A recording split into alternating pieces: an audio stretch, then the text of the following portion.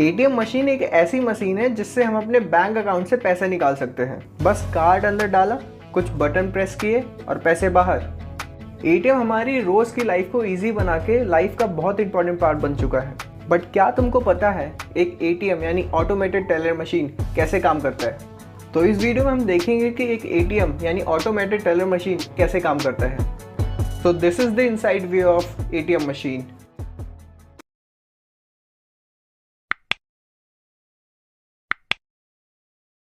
Currently India में based on users and features काफ़ी अलग अलग तरीके की एटीएम मशीन्स यूज़ होती हैं। इस वीडियो में हम जर्नल एटीएम मशीन्स जो हर जगह नॉर्मली पाई जाती हैं उनके बारे में बात करेंगे। एटीएम मशीन बहुत सारे पार्ट से मिलकर बनती है जिनके अलग अलग फंक्शंस होते हैं और ये सारे पार्ट्स एक साथ काम करके हम तक हमारा पैसा पहुँचाते हैं। चलो एटीएम से पैसे निकाल के देखते हैं कि एटीएम मशीन काम कैसे करती है। आगे बढ़ने से पहले एक नज़र डेबिट कार्ड में भी डाल लेते हैं। डेबिट कार्ड यानी एटीएम कार्ड एक प्लास्टिक का कार्ड होता है जो बैंक हमें एटीएम से पैसे निकालने के लिए इशू करता है। आपने अपने डेबिट कार्ड में नोटिस किया होगा कि इसके पीछे एक ब्लैक स्ट्रिप होती है। तो इसी ब्लैक स्ट्रिप जो कि एक मैग्नेटिक स्ट्रिप है उसमें हमारा डेटा स्टोर होता है, ऐसा डेटा जो पैसे निकालते टाइम एटीएम मशीन यूज़ करती है। अभी जो लेटेस्ट कार्ड बैंक इशू कर रहे हैं उनमें इस मैग्नेटिक स्ट्रिप के साथ आगे की तरफ एक चिप भी आने लगी है। ये चिप हमारी फ़ोन के सिम कार्ड जैसी होती है जो कि हमारे डेबिट कार्ड की इन्फॉर्मेशन स्टोर करके रखती है।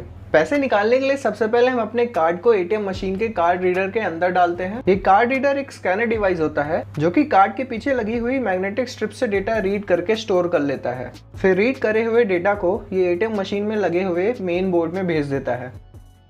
मेन बोर्ड एक सेंट्रलाइज कंप्यूटर सिस्टम होता है जो एटीएम में लगे हुए हर पार्ट को कंट्रोल करता है। कार्ड रीडर से डेटा मिलते ही मेन बोर्ड हमको डिस्प्ले स्क्रीन में पैसे निकालने के ऑप्शंस दिखाने लगता है। फिर हम कीबोर्ड का यूज करके अपना एटीएम पिन और कितने पैसे निकालने हैं वो एंटर कर देते हैं। फिर मेन बोर्ड ये सारा डेटा जमा करके एक कनेक्टेड नेटवर्क के थ्रू एटीएम स्विच तक भेज देता है। एटीएम स्विच एक नेटवर्क डिवाइस होता है जिसमें सारे बैंक्स के इंफॉर्मेशन होती है। एटीएम स्विच के ही वजह से हम किसी भी बैंक के एटीएम में किसी भी बैंक का कार्ड यूज कर सकते हैं।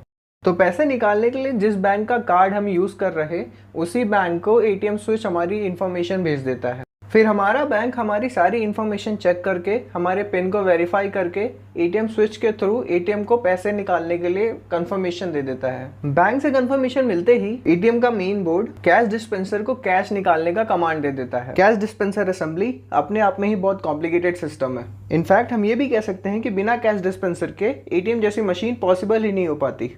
कैश डिस्पेंसर का काम इन कैसेट से पैसे लेके एटीएम मशीन से बाहर देने का होता है। इसके साथ साथ ये भी ध्यान रखने का होता है कि हमको हमारे पैसे करेक्ट कंडीशन और करेक्ट अमाउंट में मिले।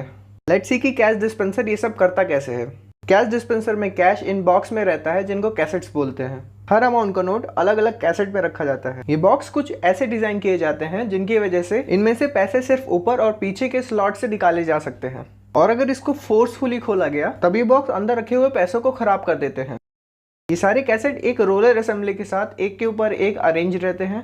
रोलर असेंबली बहुत सारे रोलर्स का कॉम्बिनेशन होता है जिनका काम कैसेट से नोट लेके बाहर तक मूव कराने का होता है, और हर कैसेट के पीछे एक वैक्यूम होल्डर रहता है जिसका काम कैसेट से पैसे लेके रोलर असेंबली में देने का होता है। चलो इन सारी चीजों को काम करते हुए देखते हैं। फॉर एग्जाम्पल हमको 2000 रुपए निकालने हैं, तभी ये कैसेट होल्डर कैसेट की तरफ रोल करेगा और उसी सेम टाइम कैसेट के पीछे वाला स्लॉट ओपन हो जाएगा, और फिर वैक्यूम होल्डर एक नोट निकाल के रोलर असेंबली में ट्रांसफर कर देगा। फिर वो 2000 रुपए का नोट इन रोलर से ट्रेवल करके बाहर की ओर आ जाएगा। ये रोलर असेंबली कुछ ऐसे डिजाइन की जाती है जिससे इसमें एक बार में एक ही नोट निकल सके, और इसके साथ साथ इसमें कुछ ऐसे सेंसर्स होते हैं जो नोट की कंडीशन चेक करते हैं। अगर नोट की कंडीशन अच्छी तरह होती है तब ये सारे सेंसर नोट को बाहर की तरफ जाने देते हैं, और अगर किसी नोट की कंडीशन खराब हुई तब ये नोट बाहर जाने की जगह एम्प्टी बॉक्स में चली जाती है, और फिर लास्ट में हमारे पैसे सारे सेंसर से क्लियर होकर इस होल्डर में आके रुक जाते हैं और ये होल्डर हमारे पैसे बाहर दे देता है। ये रोलर असेंबली और सारे पैसे एटीएम के अंदर एक सेफ के अंदर पैक रहते हैं जिससे एटीएम के अंदर पैसे सेफ रहते हैं,